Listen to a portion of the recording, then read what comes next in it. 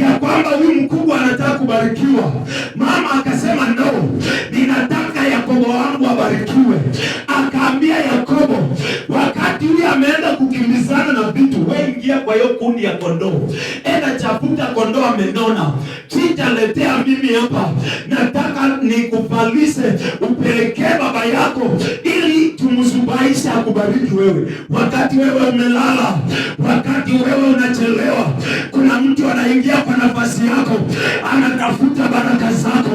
Wakati wewe bado umezubaa, kuna mtu ambaye ameamka mapema, analilia Bwana kwa ajili ya maisha yako, anaambia Bwana, ukinibariki hiyo kanisa haitabakia kusema. Yes, kuna mtu aliahidi kuleta vitu, lakini kwa sababu anachelewa, Baba ninaomba unisaidie ili nikaamuke mapema nikapokea ile baraka angepokea. Haleluya. Yakobo akaenda akatafuta kondoo mzuri, akaletea mama yake, wakacheza game. Wewe acha kuzubaa hapo. Ati huo kura waliniibia. Walikuibia ukiwa wapi?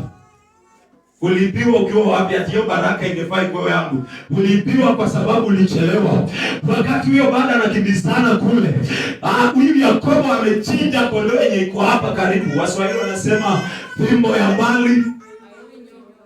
Huyu amekimbia hapa karibu, amechinja, amebadilisha, ameanza kuongea kama Esau, anapelekea baba yake. Anaambia baba yake ya kwamba mimi ni mzaliwa wako wa kwanza, nimekuletea, inuka ukule ili roho yako inibariki.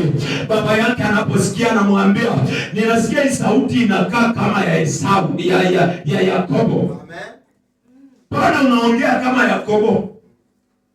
Musa alikuwa amezeeka haoni.